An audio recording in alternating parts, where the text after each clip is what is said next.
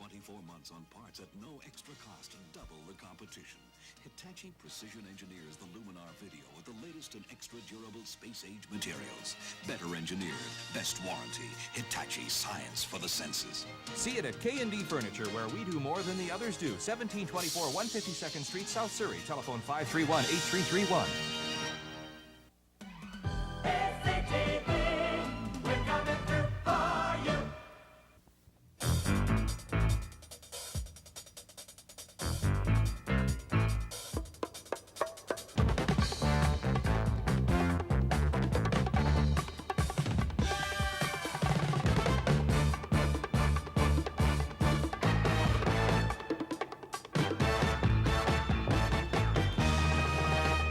Good morning. Safeway is the biggest food chain in North America and ipso facto the biggest food chain in British Columbia. And Safeway, if you will forgive the comparison, is screaming like a stuck pig because the Retail Clerks Union have signed a 6-year Me Too no strike deal with the up-and-coming competitor Overwaitea. Now, how did this come about? Is the union, and here is Brian Denton, president of the Retail Clerks Union, are they going to sandbag Safeway with heavy demands this year, knowing that at least a couple of thousand of the people will be working in Overwaitea all the time, and then eventually the people at Overwaitea will pick up all the benefits of a new agreement with Safeway? Very important question, especially in British Columbia, where we've already had the glimmer of a suggestion that the pulp union were thinking about signing, if you can believe it, a 10-year no-strike contract at Powell River with Mac and Blow. That's target number 1 this morning. Target number 2 this morning will surprise you. I have here on a program none other than Mark Starowitcz. Now, if you don't know that name, you should know it, because he is the executive producer of the CBC's prestigious, impressive national flagship program, The Journal. Now, why is he here this morning? Is he here to hammer the Tory cuts of the CBC? Are they committing some kind of treason and sacrilege against the Broadcasting Act of Canada? Or is he here to complain, as we'll find out probably, about the fact that Canadians are not going to watch Canadian television in the future, and that we shall have no cultural sovereignty in this country? And then, of course, because of the demands from people about this benighted fish treaty, and the sportsmen scream that $150 million industry in the Gulf of Georgia is going to be wiped out, we've got a couple of experts to try and bring some understanding to the situation. We've got Mike Hunter of the Fisheries Council of British Columbia, which represents 9 of the biggest packers, and we've got Mike Griswold of the Gulf Trawlers, who are faced, if decisions go the wrong way, with a $5–10 million industry catching Chinook in the Gulf being wiped out more or less here and now. But first to your shopping basket and the market battle between Overwaitea and Safeway, and the part being played by the Retail Clerks Union and Brian Denton after the break.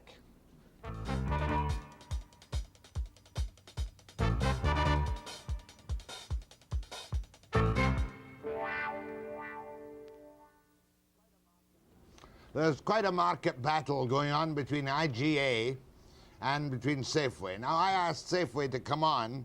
They're not willing to come on at the moment, but they had written a letter to their employees complaining bitterly about the fact that their union, the Retail Clerks Union, certified for 3,800 employees of theirs, has signed a contract with Overwaitea, which includes in it a Me Too provision for 6 years. Now, Brian Denton's the president. Brian, for the benefit of those not involved in the labour movement, what is this Me Too agreement that you have signed with Overwaitea, and which Safeway obviously fears is going to be used to sandbag them? Well, basically what will happen over the next 3 contracts is that each time we settle with Safeway, Overwaitea will agree to the same economic settlement. In other words, if you get a 10-cent or a $10 increase or a $10 package or a $2 package with Safeway, with or without a strike, IGA will pick up the same Overwaitea. contract. Overwaitea will pick up the same contract. That's right. For each of 3 years. 3 contracts. That's 6 years. 6 years, yeah. Safeway not entitled to be afraid that you can therefore make excessive demands on them, force them into a strike position, knowing that Overwaitea waiting there to work with your employees during a strike. Well, that's the effect of it. What everybody should be made aware of is that this whole process was not initiated by the union.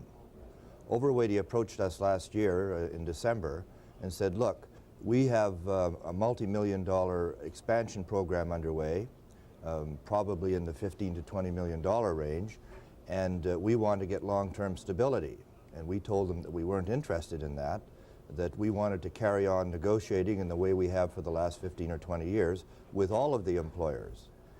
Overwaitea then said to us, well, look, we want, after several discussions, we want a 6-year deal, and or we're going to cancel these expansion plans. And this was $12 million at the warehouse and many, many million dollars at retail. Just stop there. Overwaitea were crafty enough to say to you, now, either you'll give us our Me Too deal for 6 years, or we won't spend that money and we won't produce the job, so therefore give it to us. That's right. And you succumbed. Well, there was a further implication here, and that was that if we didn't agree, that they would go directly to their employees. Now, you know, in this economy in BC in 1985, there are a hell of a lot of people around that wouldn't mind having that kind of security. And we felt that if they did go directly to the employees, the net effect would be that we would be stampeded. And our credibility with the company, our credibility with the employees of Overwaitea would be virtually destroyed. And it was an easy contract for you to sign, an easy arrangement to make, because you didn't negotiate with them. You merely said, we between us will sign this contract which says anything Safeway that you obtain from Safeway will be paid in due course by Overwaitea. Well, no, it wasn't easy, because we've had a relationship with the Food Council and with the other unions involved in the retail industry for many, many years. It goes back into the 60s. And that sort of thing becomes undermined in this process. It was an agonizing decision. It wasn't an easy decision. Now you're just beginning negotiations right now with Safeway, are you not? That's right, and with SuperValu and the other food chains in the ensuing months. And one thing is sure, and this is good news for the housewives perhaps, one thing is sure, that no matter how your negotiations proceed with Safeway, SuperValu, etc., the Overwaitea stores will be open regardless of any strikes you might take. That's right. Is that But fair just a minute.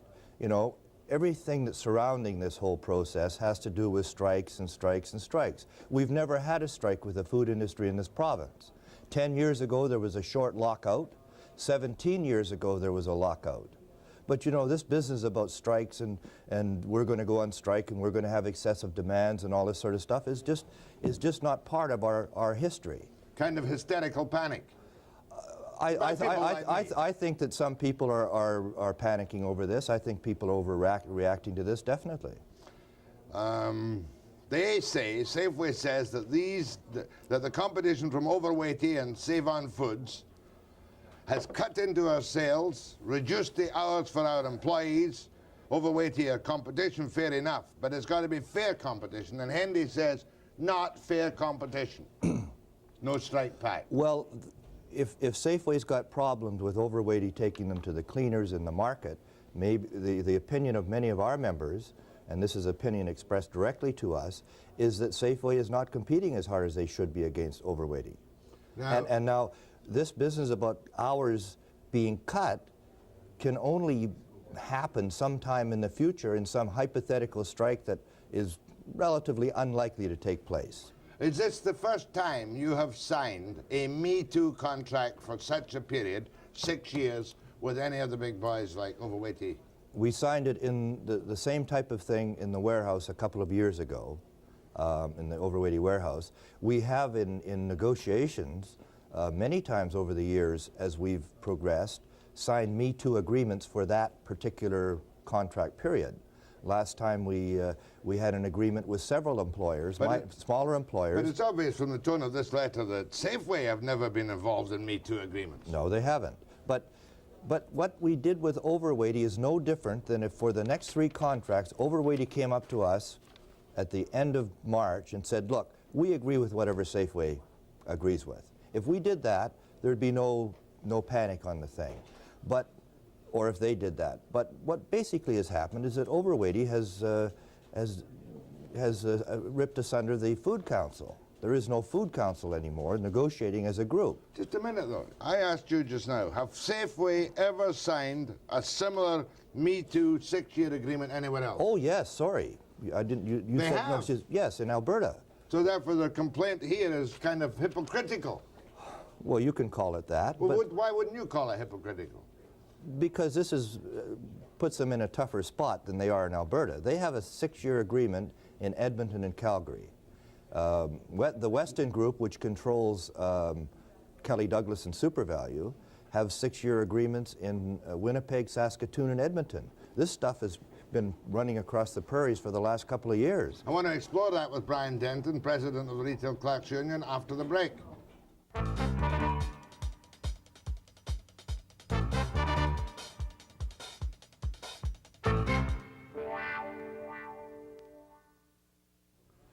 One thing I wanted to get clear from Brian Denton of the Retail Clerks Union, he just told us about the Me Too agreement that Overwaitea have to match any money that they negotiate with Safeway, which has upset Safeway quite a lot. What is this 6-year no-strike pact you have with Safeway on the prairies? Well, the unions on the prairies, who are part of our overall organization, have what they call a final offer selection deal. They have a no-strike deal for 6 years, and each contract will be settled by the process called final offer selection. And that means that the union picks its ideal offer, the company picks its ideal offer or minimum offer, and an arbitrator selects one or the other, which is then the final and binding contract.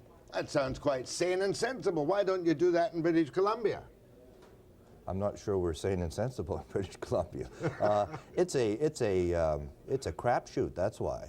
You know, it's a hell of a gamble. But no strike for 6 years. Your employees would love that. And it gives them some kind of job security too, doesn't it? Well, maybe we'll be approached on that kind of basis. But generally speaking, that sort of thing, the history of that sort of thing is that it can work against you or work for you. It's not true negotiations. It's throwing the dice. Well, have you been unhappy with your final offer selection, your brethren on the prairies? It's just started. We don't know what the process is going to generate there. All right, next question. A number of Safeway employees have phoned me, mad as a hatter at you, Yeah. saying they didn't know about this Me Too deal. And they're obviously infected by what Bob Hendy of Safeway said. He's talking to the people, your members. If you, as Overwaitea, Save-On employees, are really lucky, Safeway and its employees will have a labour dispute and Overwaitea will prosper. This has upset a lot of your members. Did your members know in advance, your Safeway members, about the Me Too deal? No. That's not fair. Well, we have separate contracts with each employer. And if the employer does not choose to be in the Food Council, we have no choice but to negotiate with them. But I'm talking about your members. Your members didn't know about the Me Too contract. Well, we have a separate contract with Safeway, a separate one with Overwaitea, a separate one with IGA, Stong's, and so on. And our negotiations with Overwaitea. Overwaitea broke away from the Food Council and approached us directly. There's the Safeway employees, and I understand their feelings perfectly, they're not in a position to vote on that or approve or not to approve it. It's a separate collective agreement with a separate employer. But did you deliberately keep it secret from your Safeway employees? We kept it secret or confidential until such time as the Overwaitea employees voted on it. Now, the Overwaitea employees throughout the province voted on it by 92.5% margin. And we were obliged to present that to them first. It's their contract. Mm-hmm. Just one little thing you could tell me now, if you like. What are your demands, which you are now making to Safeway when the negotiations begin within the next few days? Well, the best word that I can use to describe them is modest. We don't have any specific dollar number on the table, We've got a few demands that relate to part-time employees sharing equally with benefits to full-time. We want to improve the pension and a few other things like that. The tradition in the food industry is that we don't put a dollar amount on the table. Now the Retail Wholesale Union is already settled at the Safeway warehouse, and they got 0 and 4 over 2 years. And that's bound to have some influence on what we get. I don't think the issue, if there's going to be this hypothetical dispute, I don't think it's going to be because of union demands. I think it's going to be because of company demands. The company is going to be out to emasculate the collective agreement. They're going to try and take things out of the contract that have been in there for 10 and 15 years. And we believe that they're going to further try to break the provincial agreement. Those are the kind of things that might lead to a dispute, and it'll be up to Safeway to determine what issues are going to be on the table that will cause a dispute, not the union. Okay, the union's demands reasonably modest. If the employer tries to emasculate it, you could come into a face-to-face situation, and if you were to strike, which God hopes you don't strike, at least Overwaitea would still be working. That's right. And just on that point, we're not a strike-oriented union. Now, I know you're terribly sensitive about how much clerks get at the cashier's desk, because all the little old ladies come up and get real mad and they say, I had in Webster program that you make $14.50 an hour. Am I right on the figure? That's about the average, yep. And they earn it. They earn every penny of it. Take some calls and see what people, not about that particular issue. I rather like this final offer selection. It may be a thing of the future. It's relatively new, and people are going to treat it with kid gloves. Have you any bones to pick with Brian Denton, president of the Retail Clerks Union? Do it after the break.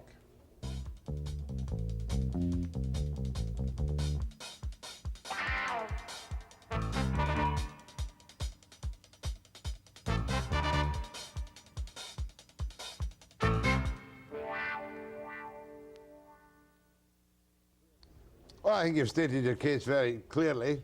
Your deal is quite simple.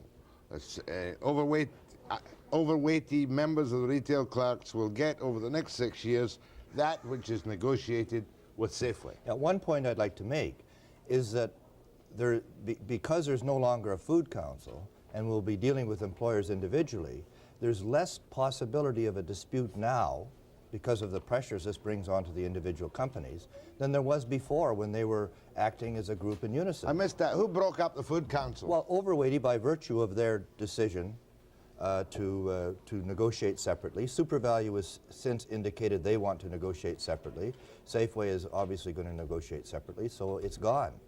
We like the Food Council. We like to negotiate with them as a group. But we can't make them be a group. We can only deal with how they want to deal. Go ahead to Brian Denton of Retail Clerks Union. Hello, Brian. Hi. This is Gordon Ayers calling from SuperValu 90 store. Yes? As you know, they closed the store down and that type of thing. And if we had a contract like that at SuperValu, I think it would secure all our jobs.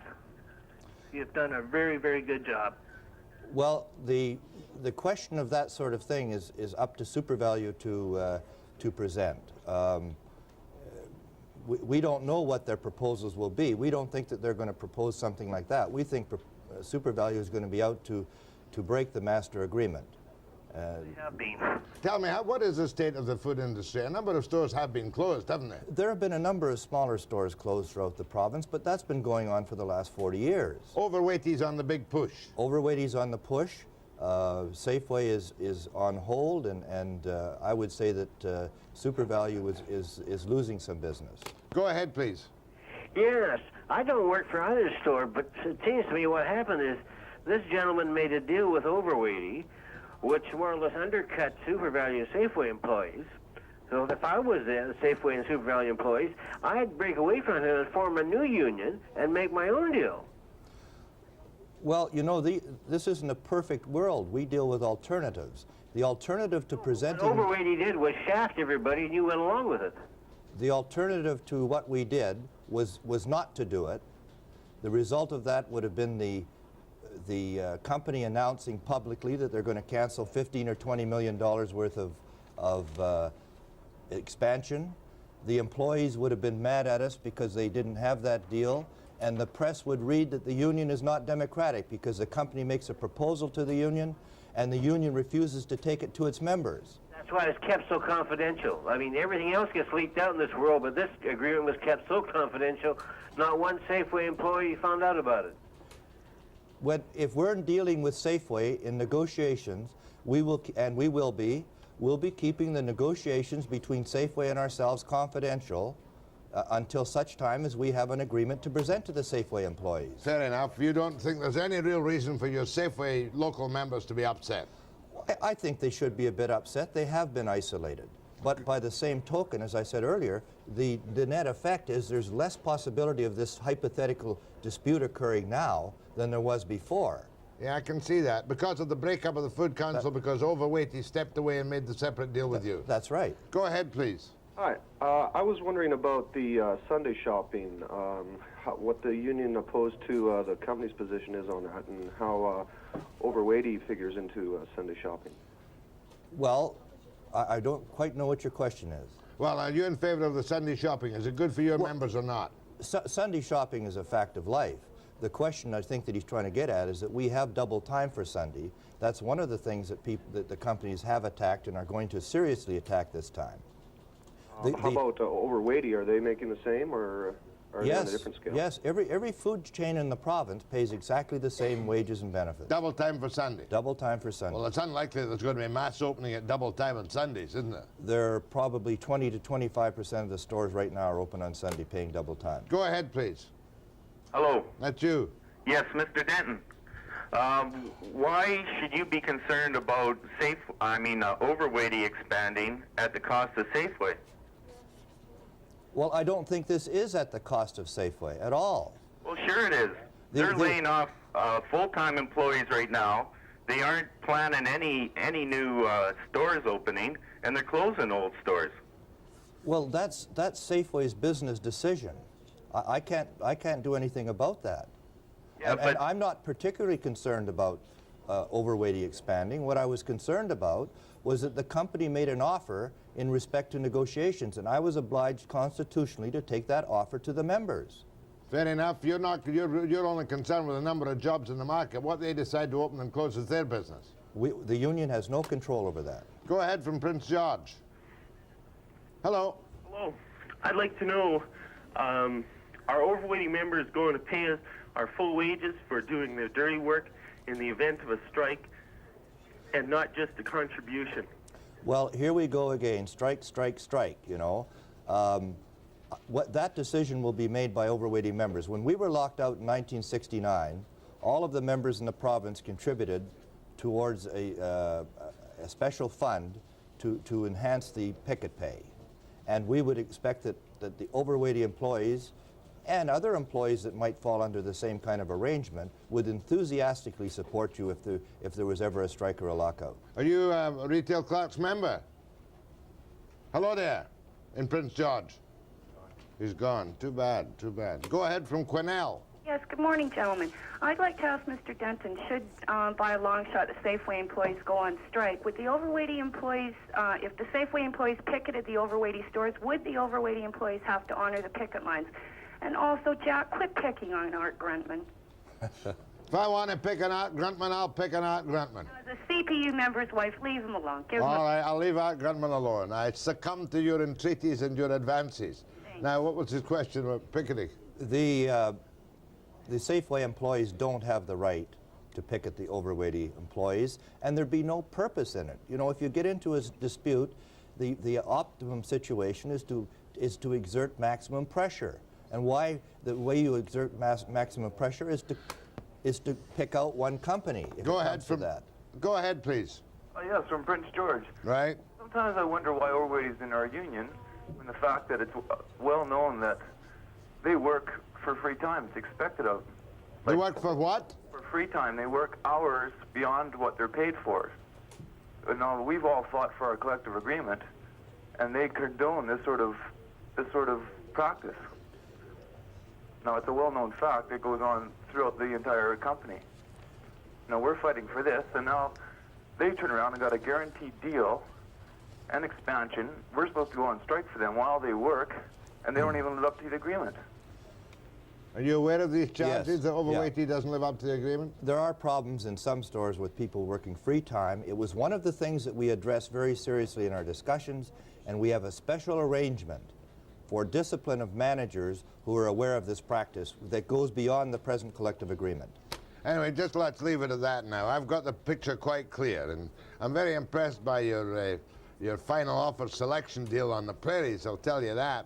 But you've signed the deal with Overwaitea, you started negotiations with Safeway, you say your demands are modest and that you're more fearful of the employer trying to emasculate the contract than your demands causing a strike. Absolutely.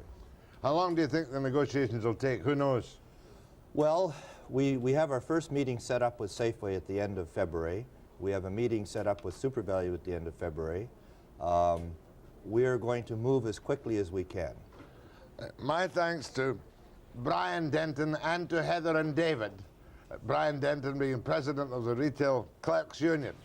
And I'll be back with, I suppose he's one of the enemy, Mark Starowitcz, executive producer of the Journal, CBC, after the break.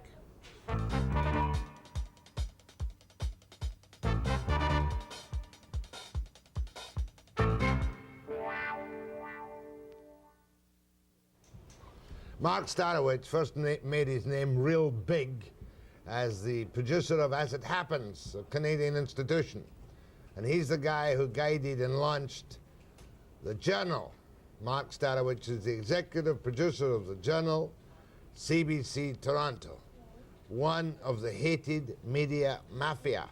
And one of my biggest complaints about the CBC, Mark Starowitcz, grinding a personal act, is that you and the likes of you have been running this country as if everything happens in Toronto, looking entirely at it from an Eastern view, these last 30 years. Do you plead guilty to that charge?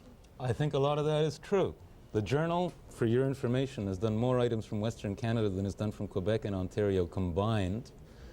And if you watch the Journal, you've seen British Columbia reporters and Calgary reporters that have never been on the air in the network before. The Journal's only been on the air 5 minutes in comparison, is that right? Yeah. Now, by the way, before we get down to your true message this morning, what's the budget for the Journal? I want to get jealous. What's the budget? 14 million. 14 million? That's right. A year? A year. How big's the staff? Staff's 126 people now. How many camera crews have you got? 10. How many foreign correspondents as such do you now have stationed abroad? 1. Who's that? Anne Macmillan in London. She's still there? She's still there. We got her from you guys. She's been there since before the war. And we got your last producer from you guys, too. That's why we're the enemy. No. But let me tell you one thing. Yeah. The Journal costs 14 million. People are staggered by the costs of television. You know, your supper time show here, the news show, probably, if I understand, costs in the neighborhood of 4 to 5 million. And that's a good local program. For a network program, roughly talking 2.5 times more expensive than your supper time news show here, gives you an idea of the costs of television. Another point, though, the Journal makes, on commercial revenue, $11 million. Are you telling me you get $11 million back at the $14 million budgeted for expenditure? CBC owned and operated stations and our affiliates get $11 million back, yes. Okay, enough praise for the Journal. Let's get down to cases. Are you a civil servant, Mark? Not technically. I'm an employee of a Crown corporation. Well, you're in effect a civil servant. Effectively. Effective civil servant. Are you out stumping the country, attacking the Tories for their plans to slash the CBC by 1,100 jobs, $85 million? I mean, you're putting your neck on the line. Well, I should say 2 things. One, no to that, and no, I'm not even here as a representative of the CBC as such. No, I'm not attacking the Tory government for $75 to $85 million in cuts. Let's point out that the Liberals cut $73 million in the late 70s. It's not my job to attack the government. They elected the government. Nobody elected me. And the government has the right, once it gets in, to see the economic books of the country and say, look, we're in trouble, and this year we've got to make these sort of cuts. They hurt. People I know are going out of work. But they also cut national defense, and they also cut via rail. So no, I'm not going around stumping the country, attacking the government. You have no complaint with that. But tell me, this is an insider. Snarky outsiders like myself view the CBC, Mother Corporation, whom I love but don't like. You know, everybody loves it, nobody likes it. We view it as a place which has become a nesting ground for the world's most experienced feather-bedded bureaucrats. I remember once you had a building in Ottawa cost untold $1 million in which you didn't have one microphone. Listen, am I right the staff about of the, no, because look, see all the Ethiopia coverage that we did in this country? All you read about in the papers is they send 100 people to the Olympics or something like that. How come we never read in the paper that 5 people, Brian Stewart, his field producer, cameraman, soundman, and editor, lived in Ethiopia in sinkholes for 5 weeks, produced nightly news reports which seized the imagination of the entire country, documentaries, specials, and everything else. You know, somehow we never read about, you know, they weren't sitting there drinking cocktails. And take the Journal, for example. With the exception of 5 people on the Journal, on the producing staff, everybody's got a contract for 1 year, no pension, no health plan, no dental plan, 60 days notice, and no job guarantee, no tenure or anything else. Well, you don't get any more free enterprise than that. No, you don't. But you've diverted it quite cleverly, just like a politician. I'm talking about the secretaries who have secretaries who have secretaries who have secretaries. And I think probably the CBC needed some of the administrative fat cut out. The CBC, like any institution, has pockets of fat and has pockets of extraordinary lean. You know, I'm sure you'd agree that a lot of the regional stations in this country are extraordinarily lean. Now, the cuts, I know we're not going to knock the cuts as such, but there's a fair amount coming out of administration. 1,150 jobs to go, right? Positions. Positions. In terms of actual people that will have to leave the corporation, it's probably closer to 750. And about 30 million out of administration. But that's not your main thrust. Your main thrust is a more important thrust. What's going to happen to Canadian television in the future with the technological developments and, let's face it, the downgrading of the CBC's position in the country under all governments, it would seem? Well, sir, it's already happened, and if I could have a couple of moments to explain it. The Broadcasting Act says that the Canadian broadcasting system, that's public, CBC, and all the private stations will be substantially Canadian. We are 75% American. If you take everything, well, let's take Vancouver, it's even worse. If you take all of the television that you can watch today on the stations that come by cable or on Canadian stations, 80% of it, Vancouver and Toronto are the worst, 80% of the television that's available to the citizens of Vancouver is American. Only 20% is Canadian. Where is the Canadian Newhart? You know, where's the Canadian Airwolf or programs like that? My point is that about 20 years ago, it was 50-50 between CTV, CBC. If you wanted to watch foreign programs or you wanted to watch Canadian programs, an American drama or a Canadian one, you could. Do you know that for every hour of Canadian drama that we produce, that could be Hanging In or Seeing Things or Charlie Grant's War, for every 1 hour, we only produce 70 hours a year on the CBC of drama, 70. The Americans produce 24. For every hour of Canadian drama on Canadian television, public or private, we're outgunned, outshot out of the foxholes by 24-1. A child, let's take this example. A child, by the time she reaches 12, I say she because I got a daughter, all children are now she. A child, by the time she reaches 12, will have watched 12,000 hours of television. 10,000 of those 12,000 hours will be American. I say we have become part of a video America. We've joined an electronic melting pot, and I'm saying, give us, and us means you, and it means CKVU and everybody else, give us a chance to fight. The reason Canadians are picking American programs and American entertainment is because we don't produce any. And we don't produce any because neither you, nor CBC, nor CKVU, nor anybody else can afford to produce it on that scale. So I'm not stumping the country attacking the government. I'm pleading that over the next decade, we're going to lose the one thing that binds this country together, which is radio and television, if we don't realize that television is our national stage. It's our national news. We're not like Britain. It's our national press. Yes. I mean, we're not like Britain. We don't have the Sunday Times going off to Scotland within 3 hours. Right. It's a big country. Can you imagine a single country in the world, Britain, France, Germany, that has imported 100% of the national production of another country? 100%, CBS, ABC, NBC, PBS, plus independents, and that the majority of what's on Canadian television is American. Can you imagine any country? Now let's come to the most depressing bit. I'm going to suggest to Mark Starowitcz, executive producer of The Journal, that the battle has been lost and can't be won after the break.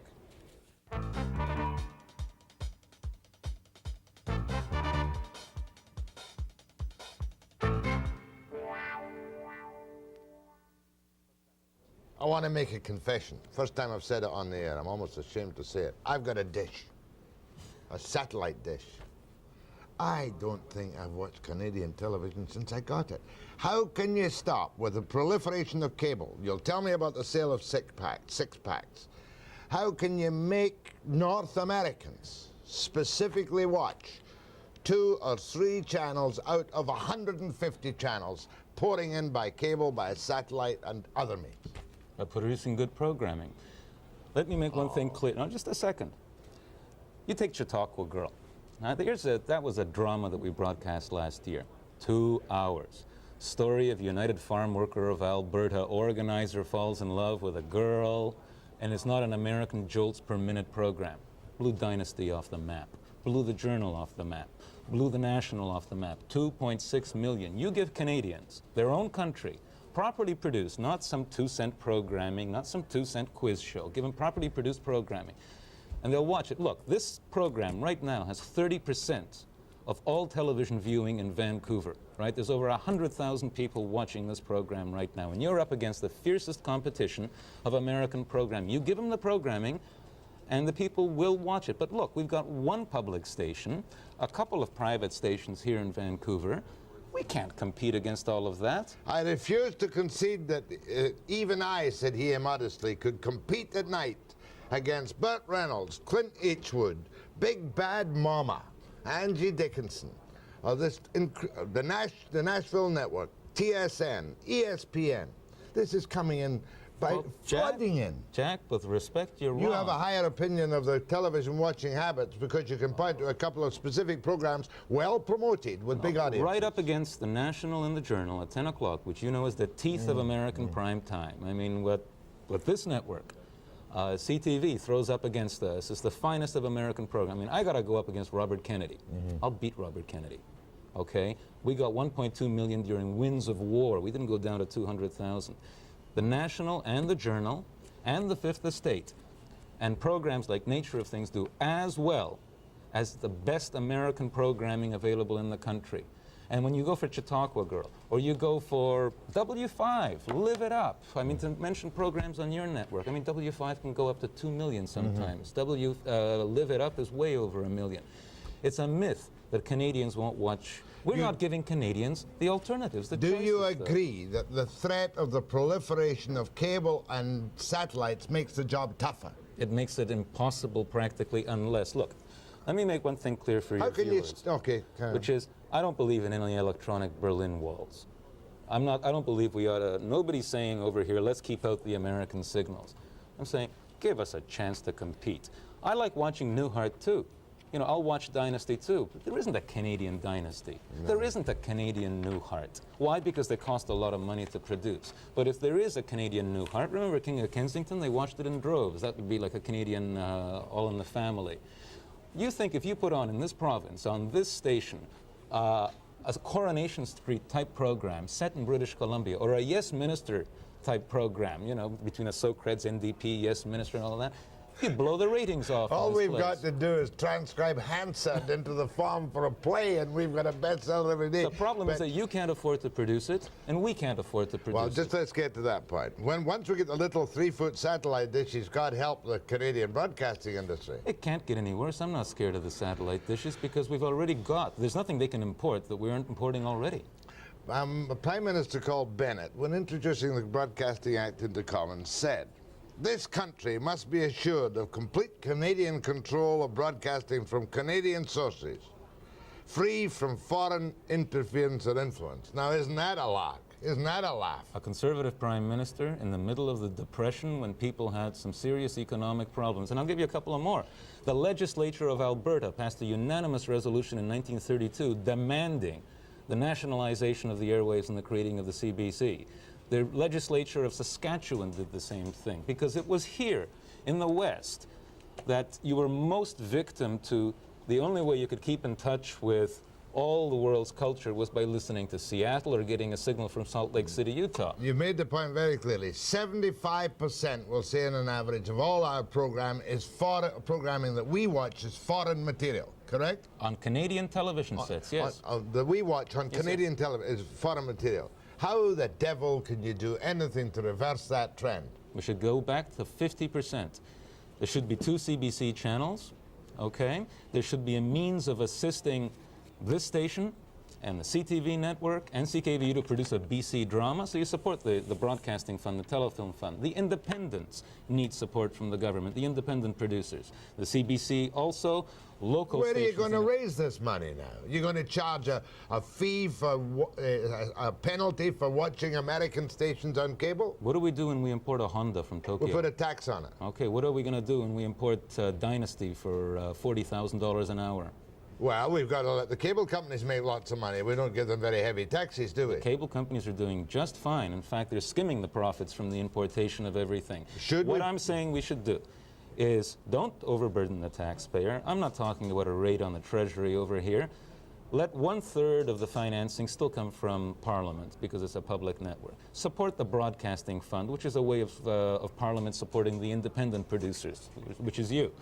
And then put a tax on coaxial cable, satellite dishes. We'd get some of your money that way when you bought your satellite dish. The British do this. You know, you buy a video cassette recorder in Britain, you pay a percentage of the tax, which goes to the creation of British drama, specifically the BBC. I don't even say go to the CBC.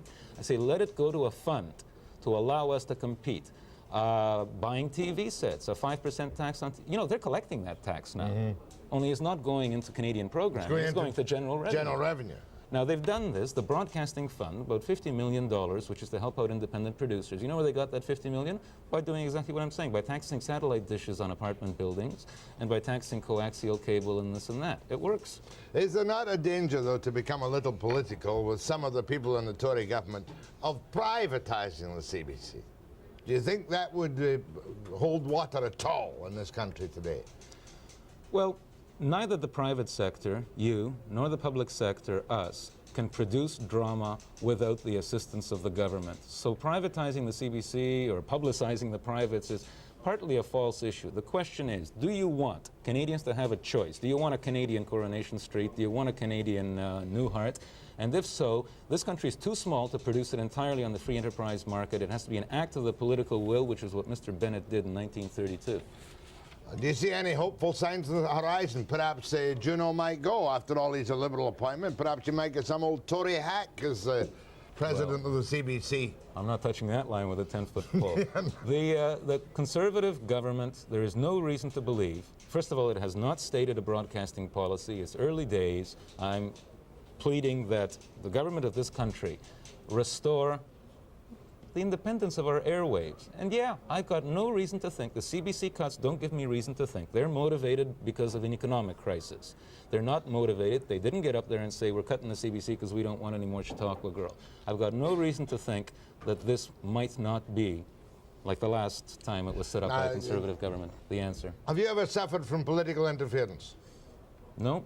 Not to speak of, except during the War Measures Act when I was prevented from putting on an edition of Radio Free Friday. They wouldn't let me put on Laurier Lapierre, your old friend. And that's the only time. I was thinking, generally speaking, that you're attacked as a tool of the Liberals and an enemy of the Tories. Maybe it was the other way around. Well, when the Fifth Estate did the story on Canadair, we were attacked as a tool of the opposition. You know. You can't win either way. No, sir.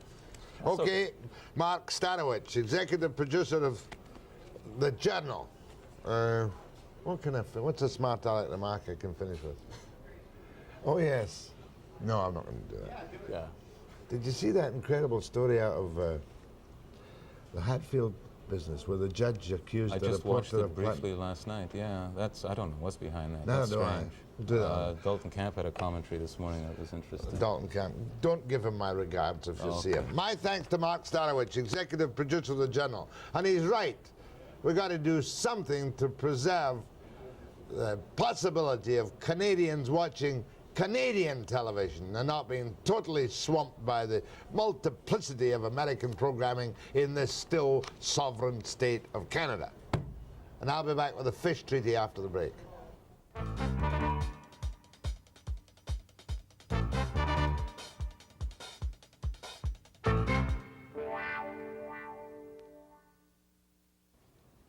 I started my reports on the new fish treaty with the United States the wrong way round. I brought on a couple of commercial sport fishing interests to complain bitterly about what might happen in the Gulf to sports fishing. But this morning I'm going to deal with it a little differently to begin with. I've got Mike Hunter, the president of Fisheries Council of British Columbia, and you were the negotiator with the Americans last year, were you not? That's correct, Jay. What is the Fisheries Council? Let me get that clear. Fisheries Council is an organization representing 9 of the major processing companies in this province. We represent about 80% of total commercial fish production. Good. Now here is Mike Griswold, who's president of the Gulf Trawler Association. That's right. And we're going to be talking specifically about this problem of Chinook that worries the sports fishermen, it seems. But first of all, on the overall treaty, is it possible for you to give me a simple opinion on whether or not it's a bad treaty or a good treaty, or whether we were right to sign it as a nation? I don't think there's any question in our minds, Jack, that we were right to sign. I think overall it's a very good treaty for Canada. Certainly not everybody is happy. You're going to talk to us about that in a moment. Some of the commercial sector is not happy, especially in the northern part of this province where there are feelings that the deal may have been a little better. But after 20 years of negotiation, going around, I was personally involved for 10 years. I feel, and our members feel, that this is a very good deal for Canada. After 20 years of negotiation? 20. Some people will tell you that the treaty negotiations went on for 100 years, ever since the beginning of the commercial fishery on this coast. Now, give me the good aspect of it from the sockeye fishermen.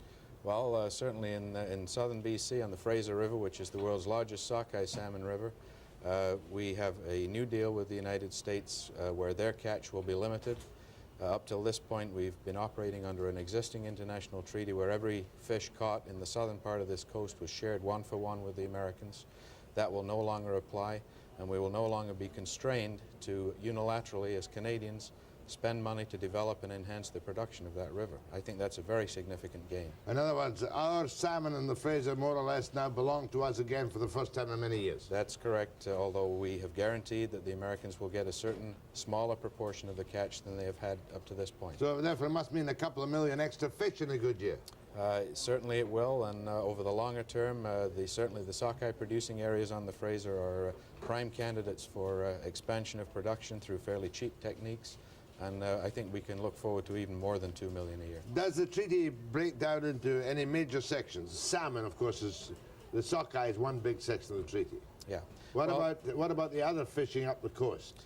Well, the treaty itself is simply an umbrella, if you like, to set up an institutional framework. And all the discussion over the last few years has been about fishing plans, the negotiation of those plans.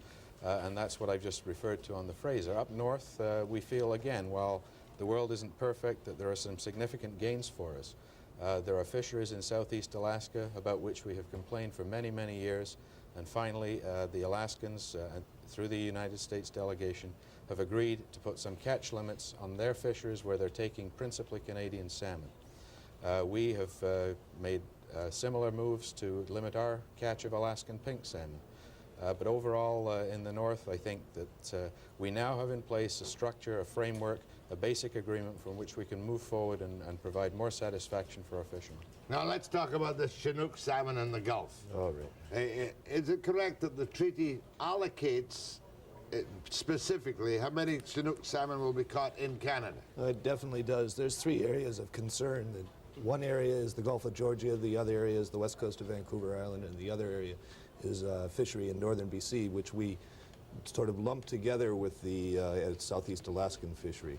There is a limit of 275,000 pieces in the Gulf, and there's a limit of 263,000 for Canadian fishermen in northern BC, and there's a limit of 360,000 for the west coast of Vancouver Island. Is there any complaint about the limits in southeast Alaska, north and central BC? Well, that was one of the sticking points for the treaty, and we reached an arrangement, an acceptance by both sides, and now we have the treaty, and you know, there it is. But that stands by itself, and so does the 360,000 Chinook on the west coast. Yes, it does. It stands by itself. The problem seems to exist in the conflict with the sport fishery in the Gulf of Georgia. Okay, I was a part of the treaty negotiations. I was an industry advisor there.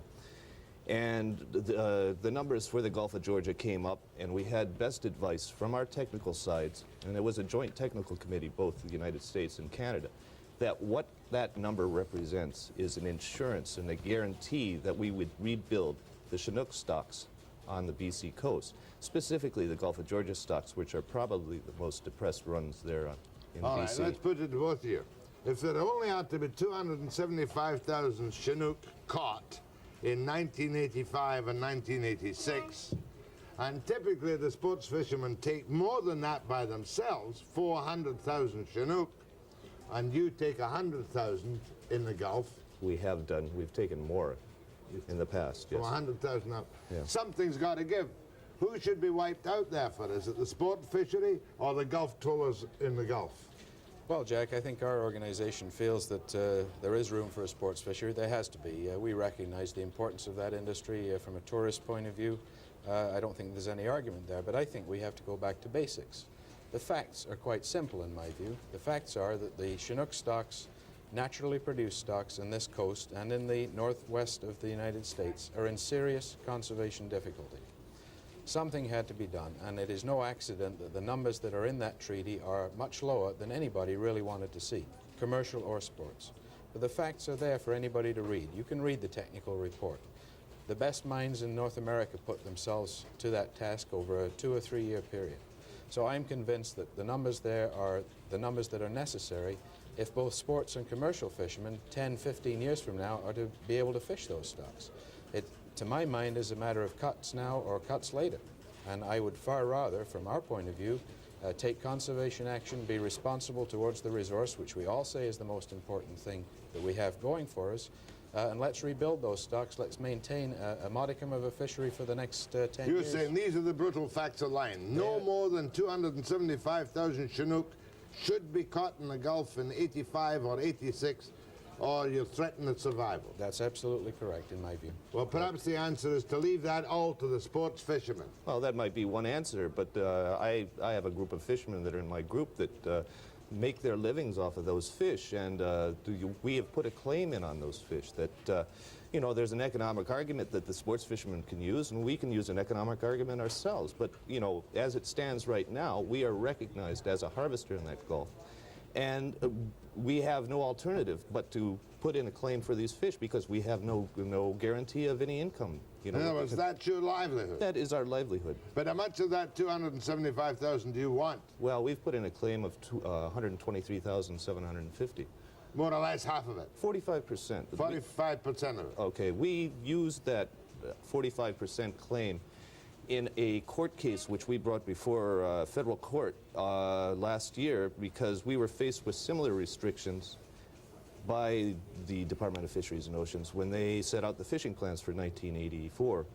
And those fishing plans were declared not for conservation purposes, they were declared that it was actual reallocation into the recreational fishery. Justice Collier of federal court ruled that, yes, the Department of Fisheries has the right to allocate to the spawning beds, but when it comes time to allocate between the user groups, no, they do not have that Who power. has the right to allocate? Well, as Mike has just said, it appears as though the Department of Fisheries does not. And right now, both Mike and I are involved in a meeting of the Ministers' Advisory Council out here, whose job this week is to try and make those recommendations to the Minister. Which gear type should catch how much fish in various fisheries up and down the coast. It's not an easy job. You're going to make some friends and some enemies. I think so. Yes. More with Mike Hunter of the Fisheries Council of BC and Mike Griswold. And it's nice to get an intelligible program about the treaty after the break.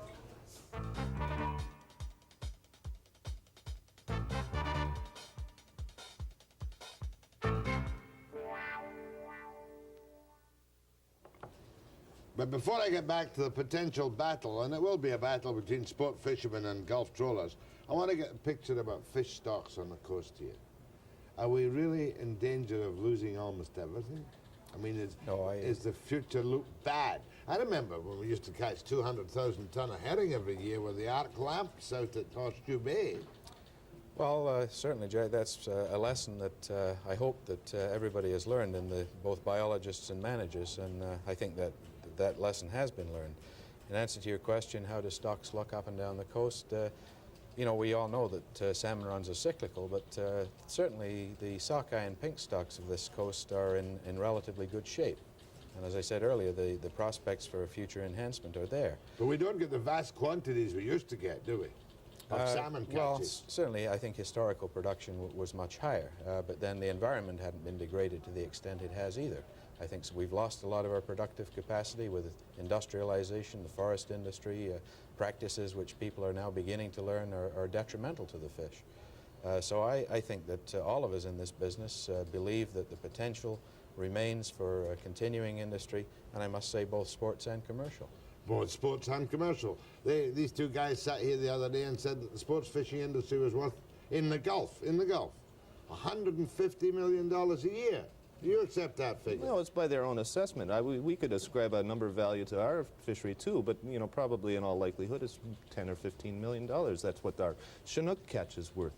But you know, that's the argument that they're trying to stack up with us right now. And you know, I guess for the general public, you know, the question is, why should we survive, you know, versus them? That isn't the question that we were promoting right now. I believe in the recreational fishery, and I believe that it does have a place, but it has to fit within the schemes. And the scheme right now, and the paramount concern, is the biology.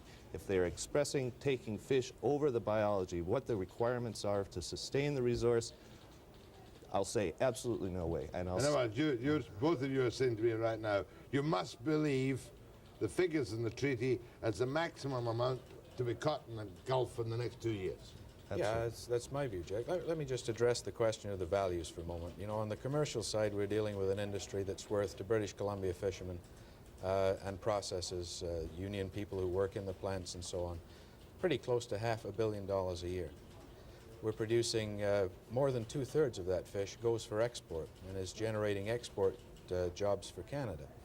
So we're pretty big business too. I don't want to comment on the $150 million. I don't know what it takes account of, except that I suspect it also includes a pretty large catch of coho in the Gulf. And I think it's a little unfair for sports fishermen to come in and demand all the Chinook without any reference that I've heard to this point about the major catches of coho that they're also taking in the Gulf. This treaty, with its limitations on Chinook, in my view, provides promise for the future for those sports fishermen, but it does not mean the end of the sports fishing industry, because there are other species involved. I'd forgotten all about that. Coho. Coho, steelhead. Is there any limit on coho catching by anybody in this treaty? Well, there's a number limit. I'm not quite sure what it is, but there's a number limit to the amount of fish that they're allowed to take in any given year. But not in coho, there is no number limit described in the treaty for the Gulf of Georgia. In other words, the fisheries at that time will open and close coho at certain times. Well, it's open right now for fishing coho. It's just that the stocks aren't there. And what about other fish? Ground fish aren't included in this treaty at all, No, are not they? at all.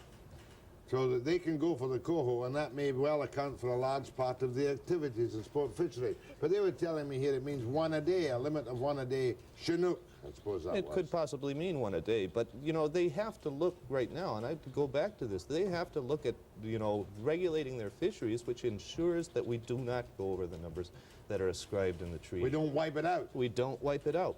I'm here, I was there in the treaty talks there for my sons, for my grandchildren there. I have an insurance now that there are still going to be Chinook salmon coming along. Are there many Gulf trawlers? Well, last year there were 258 Gulf trawlers. 250, and they'll catch, gosh, if you can only catch 123,000 Chinook, that's not going to do you an awful lot of good this year, is it? Well, we'll still make money on it. I think that there's still rather good prices for it, but yeah, I'm not complaining over the fact that there's so little numbers. I don't want to, you know, fight over the fact that we're only going to be allowed that much. We're allowed that much. We want the percentage of the TAC. That's all, the total allowable catch. In other words, you're saying we accept the decision of the jury that this is the maximum amount, and between us and the sport fishery, we want 123,000 and they can have the balance. We can have no argument to donate fish to the spawning grounds. That, you know, that is the base argument right now. If the fish are needed on the spawning grounds, we will forego any catch that we have had there in the past in order to ensure those fish get to the spawning grounds. I think the best thing I can do now with two experts here this morning, Mike Hunter and Mike Griswold, is to take questions on the salmon treaty, about sport fishing, about Chinook, or about the treaty in general, after the break.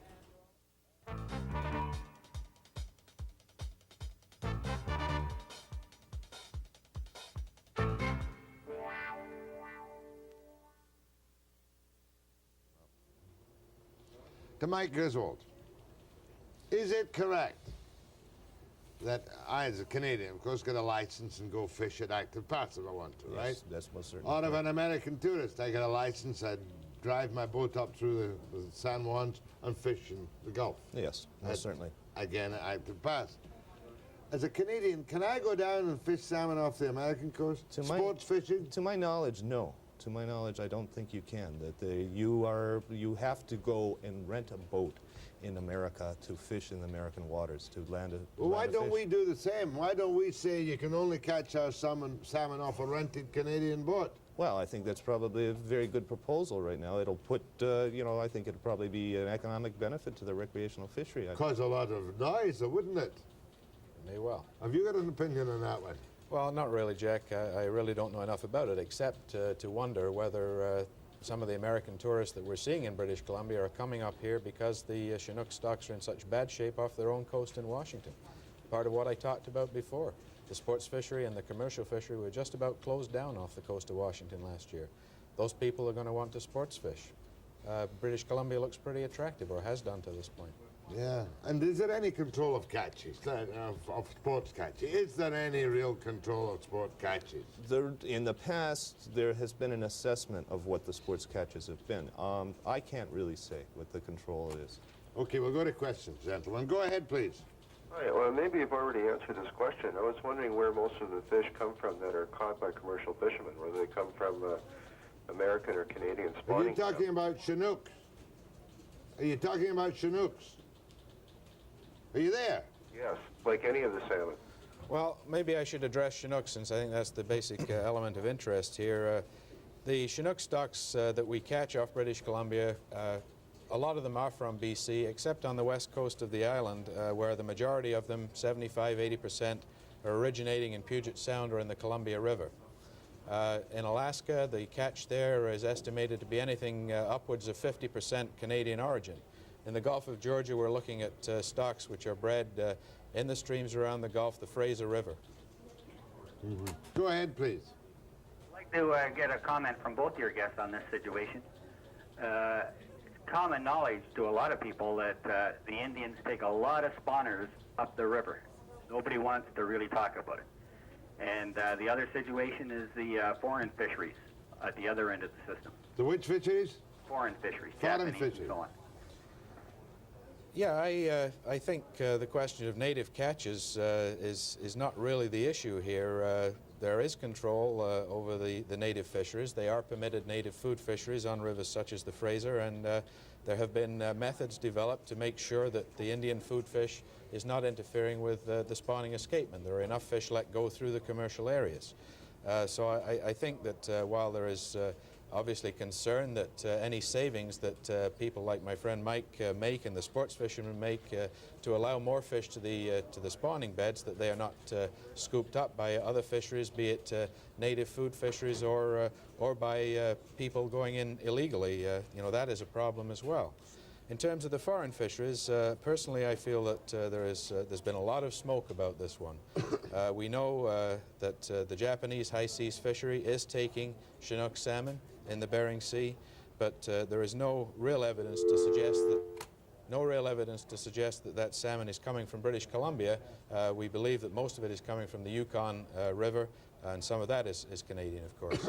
But I think it's not fair to lay the blame of whatever problems we might have with Chinook salmon at the door of Japanese or other high seas fisheries. I don't think there's evidence to support that. The common impression I got to tell you is that the Indian fishery does get kind of out of control. The food fishery gets out of control at times. Well, we need the assurance that what fish that we're giving up, and I think every other commercial group, what fish they're giving up is going to be the spawning grounds. Yeah. Have a glass of water. I think I need one. Yeah. Go ahead from Gabriola. Yeah, two questions to Mr. Hunter and Griswold. Is it not true that there's a lot of Chinooks taken in the nets by commercial fishermen fishing for sockeye? And Mr. Griswold, is it not true that most of the cohos in the southern Gulf are gone because of the netters? I'll hang up and wait for your answer. Well, certainly the net fishery is taking Chinook salmon. The purse seine fishery, for example, will catch Chinooks along with sockeye, but the Department of Fisheries and with industry input has developed a lot of local area regulations to minimize that catch. And if you look coast-wide at the impact of net fisheries on the Chinook salmon and on the problems of reproduction of the stock, I don't think that it's true to lay the blame at the door of net fishermen either. They have taken significant cutbacks to the point where I think there is now one directed fishery on this coast by net fishermen for Chinook salmon. Everything else has been close to them except for incidental catches, which, as I say, are being controlled. But if you catch Chinook salmon by accident, if a fisherman is netting and he catches Chinook by accident, you just take it and market it. Well, yeah, you take it and market it. But, you know, the fact of the matter is that there are going to be incidental catches. There's, you know, situations such as the Skeena River where Chinook salmon were in short supply on the spawning grounds, and that the commercial fishermen were expected to forego a sizable percentage or sizable number of sockeye in order to put those Chinook on the spawning grounds. They are making the effort too, but you cannot cut down all these fisheries to do that. I understand that. Go ahead, please. Hello. Yes. I'm speaking to the fact that a lot of the commercial fishermen here are having troubles because the downrigger type of fishing gear that is now permissible on the sports fishing are allowing the sports fishermen to get very, very, very deep. And frankly, a lot of them are not using them as designed with a snap on them. They'll even have 2 and 3 hooks on there like a commercial man. And also, they sell their fish when they come in. And on top of that, there's an awful lot of canning going on amongst the sports fishermen. And the biggest enemy, I do think, that the fisheries has is the seine boat that takes every little spawner and everything else in the sweep of the net at the one time. Let's take it one at a time. Is the biggest enemy the seine boat that takes all the shakers? No. No, he says. No, I don't agree either. All right, now what about these dirty, rotten cads in sports boats? And I know some of them who put down their 10-pound weight with permanent hooks on it. Now that's dirty pull, isn't it? Well, the gear that they used, you know, maybe it's partly responsible for it. You know, I'm not really here to say. Would you ban downriggers for sports fishermen? I think I'd rather have the sports fishermen design the kind of regulations that are needed to see fit to satisfy the treaty. You know, I don't want them to tell me how to run my business. I don't think it's really appropriate that I tell them how to run theirs. It is a big business, this sports fishing, isn't it? Yes, it is. I'm not a sports fisherman, Jack, so I can't comment on the downrigger business. Oh, I've seen them cheat with that. Go ahead, please. Yeah, I'd like to ask a question as to how many trawlers there are working in the Gulf. He told me, but tell me again. 258 last year. 258? Yeah. Compared to the sports fishing, you got 2 other areas that you can fish. I can't understand why you're not to make a living out of all those, the 285. How many of them do really make a living fishing in the Gulf? How many of you 258 make a full-time living? Well, I have never done a poll on it, but I would say that of the 258 that have a commercial license to fish in the Gulf, all 258 make a living out of it. But, you know, that's that. Well, what I'm getting at is that also there's one other problem in the Gulf, the fact that you have these 2 outside areas with limits of Chinooks on them. Who's to say and when and how many can get through finally to get to the river, even with the gillnet fishery in the river? Are there going to be sufficient to get to the spawning grounds? It takes about 6 months before they really know the answer. Well, the answer to that is that there is a fair amount of data going back a number of years, and that was where the catch limits came from that are in the treaty. The experience, the way the fishing happens, looking at the spawning escapements from 5 and 6 years ago, and the feeling is that the catch limits that are imposed in the treaty will result in a rate of exploitation on those stocks less than has been the case in earlier years, and that will allow those fish to go to the spawning beds. I don't think the question of gill nets in the river just isn't a factor because we are not fishing on those stocks when they're in the river. Go ahead, please. Yes, good morning, Jack. I'm just curious on what percentage of the sockeye entering or heading for the Fraser River have been allocated for the Canadian fleet, and how many have been allocated for the American fleet? On the Fraser, the numbers, it's a little confusing, but over the next 4 years, my recollection is in the treaty that the United States fishermen in northern Puget Sound and the Strait of Juan de Fuca will be allowed to take an average catch of 1 3/4 million sockeye. That is quite significantly less. I think the percentage works out to about 27% of the expected run size. That compares with American catches 10 years ago in the order of 42%. So they have taken a rather significant cut. What did we give them to make them agree to that? Well, for example, in 1985, I think the United States catch of pink salmon will be a little higher than it might have been had the existing arrangements continued. You know, the whole treaty is a series of compromises, Jack, up and down the coast. The Chinook is a good example. The Alaskans compromised there as well. We compromised in the north. It's like any negotiation. And once this treaty is ratified in the States, we got to keep our word on that treaty. Yes, and so do they. Yeah. Go ahead, please. Good morning, Jack. Morning. I'd like to ask a question of you, sir. That does the treaty take into consideration any of the problems that the estuary at the mouth of the Fraser with the pollution in the so-called nursery areas in the Fraser estuary? The spring salmon stay there for 2 years before they start to mature and then head out to sea. No, it doesn't. You know, that kind of thing, the question of how we treat our watersheds, including the estuary areas, is really a matter for Canadians to decide. The idea of the treaty is to simply set a framework wherein catches out on the ocean will be limited. These other issues that are very important, no question about it, are ones for us to decide here in Canada. Go ahead, please. Yes, has anybody ever done any work to find out how many American sports fishermen are catching in American waters that are bound for the Fraser, like in the San Juans and along the Washington coast?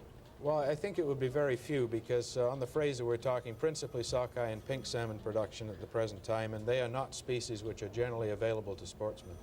Do you want me to start a campaign that American sports fishermen must rent Canadian boats? Well, I think it would be helpful. I think it would be helpful for How long before we get your decision about the division between sports and commercial trawlers on Chinook? Jack, I don't know. I guess the meeting's going on right now, and when we've left here, we'll be going back, and we'll be working hard to try and get that. By the way, we've got John Fraser, the Fisheries Minister, here Monday morning. My thanks to Mike Hunter of Fisheries Council and Mike Griswold of the Gulf Trawlers Association. I'll be back after the break.